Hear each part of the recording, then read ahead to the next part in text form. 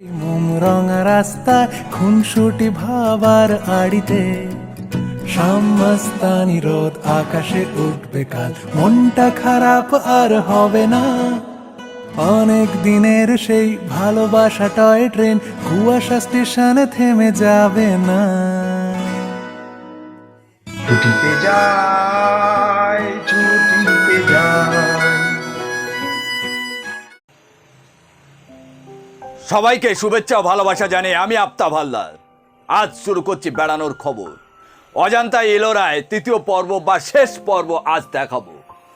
এখানে একটু বলে রাখি, ছুটিতে যাই চ্যানেল প্রতিদিন সন্ধ্যায় বেড়ানোর খবর দেখতে পাবেন, আর বেঙ্গল নিউজ প্রতিদিন সকালে দেখতে পাবেন দেশের বিভিন্ন বড় বড় খবর।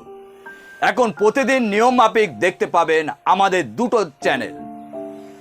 তো চলুন আজ অজান্তা এলোরায় 3 নম্বর বা শেষ পর্ব দেখুন।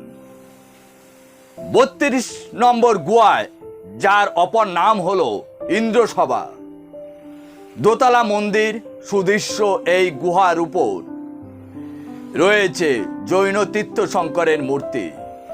এলোরার সঙ্গে দেখে নিতে পারেন গৃহস্বর, দ্বাদশ জ্যোতির্লিঙ্গের অন্যতম। প্রাচীন শিব মন্দির ধ্বংস হয়ে গেলেও নতুন করে মন্দির গড়িয়ে দেন রানী অহল্যায়।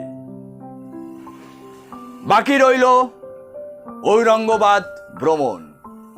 দেখে নিতে পারেন সম্রাট ঔরঙ্গজেবের পৃষ্ঠপোষকতায় তাজমহলের অনুকরণে তৈরি তার প্রথমা রানীর স্মৃতিসৌধ কামাকরা। আর আছে পুরনো দিনের গম পেশাই করা যন্ত্র বা কল। পাহাড়ি ঝর্ণার জলস্রোত কাজে লাগিয়ে চাকা ঘোরাতো। আরো গুহার মন্দির দেখার ইচ্ছে থাকলে ঘুরে নিতে পারেন 4th থেকে 8ম শতাব্দীর মধ্যে তৈরি হয় ঔরঙ্গাবাদের গুহা। ওই গুহা শহর থেকে প্রায় 10 কিমি দূরে। মহাযানপন্থী বৌদ্ধদের হাতে তৈরি বিহার ও চৈতন্য সমাহার। গুহা ছাড়িয়ে আরো 5 কিমি গেলে খুলদাবাদ, সেখানে রয়েছে সম্রাট ঔরঙ্গজেবের সমাধি। ঔরঙ্গাবাদ শহর ছাড়িয়ে 13 কিমি দূরে এলোরার পথে অবস্থিত দ্বাদশ শতাব্দীতে তৈরি দৌলতাবাদ দুর্গ। এই দৌলতাবাদ দিল্লি থেকে রাজধানী সরিয়ে নিয়ে এসেছিল মোহাম্মদ বিন তুগলক। যদিও সেই ইচ্ছে সফল হয়নি এবং আবার দিল্লিতে রাজধানী ফিরিয়ে নিয়ে যেতে হয়েছিল তাকে। কিন্তু ভালোভাবে দুর্গগুলি দেখতে হলে সময় ও হাঁটাহাঁটি করার ক্ষমতা প্রয়োজন আছে। ঔরঙ্গাবাদের অন্যান্য আকর্ষণের মধ্যে রয়েছে শাহগঞ্জ মসজিদ, জুম্মা মসজিদ, কিল্লা আরব, নরকোন্ডা প্রাসাদ ইত্যাদি।